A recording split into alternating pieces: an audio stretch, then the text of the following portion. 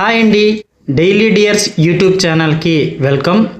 ఈరోజు 14th June 2026 current affairs exam point of వ్యూలో మాట్లాడుకుందాం. దానికన్నా ముందు మీరు ఈ వీడియోకి లైక్ చేస్తే నాకు చాలా బూస్ట్గా ఉంటుంది. సో సూటిగా సుత్తి లేకుండా మ్యాటర్లోకి వెళ్ళిపోతే, చాలా ఇంపార్టెంట్ బిట్ అండి. ఎగ్జామ్స్లో ఈ ఇయర్ ప్రతి ఎగ్జామ్స్లో ఖచ్చితంగా వచ్చే ఛాన్స్ ఉందండి. G7 సమిట్ ఎక్కడ జరిగిందంటే, జరుగుతుంది అని అంటే ఫ్రాన్స్లో June 15th నుంచి 17th వరకు జరుగుతుందండి. ఇది 52nd మీటింగ్ అండి. G7 అనేది 1975లో స్టార్ట్ చేశారండి. అయితే ఈ మీటింగ్కి ఇండియా పార్టిసిపేట్ చేస్తుంది. ఇండియా నుంచి PM మోడీ వెళ్తారు. ఇందులో ఆహ్వానిత దేశంగా అంటే ఇండియాకి ఇన్విటేషన్ పంపించారు పాల్గొమని.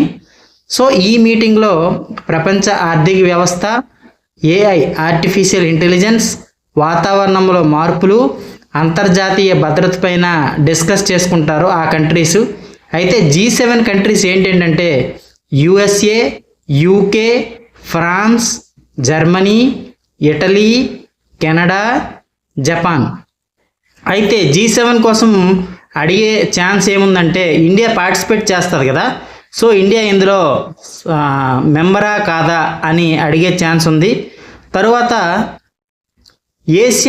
ఏషియన్ కంట్రీస్లో ఏ కంట్రీ ఉంది G7 మెంబర్ కంట్రీగా?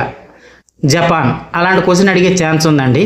అలాగే June 14 ప్రపంచ రక్తదాతల దినోత్సవం, అంటే వరల్డ్ బ్లడ్ డోనర్స్ డేగా చెప్పొచ్చు. తర్వాత PM మోడీ యూరప్ పర్యటన, ఇది కూడా చాలా ఇంపార్టెంట్ అండి. మోడీ ఫ్రాన్స్ అండ్ స్లోవేకియా వెళ్తున్నారు. ఫ్రాన్స్ రాజధాని ప్యారిస్, స్లోవేకియా రాజధాని బ్రటిస్లావా. ఈ రెండింటికి కరెన్సీ యూరో అండి. ఇలాంటి ఎగ్జామ్ పాయింట్ ఆఫ్ వ్యూ కోసం, బిట్స్ కోసం నా ఛానల్ని ఫాలో అవ్వండి, షేర్ చేయండి, సబ్స్క్రైబ్ చేయండి, కామెంట్ చేయండి, లైక్ చేయండి. Thank you.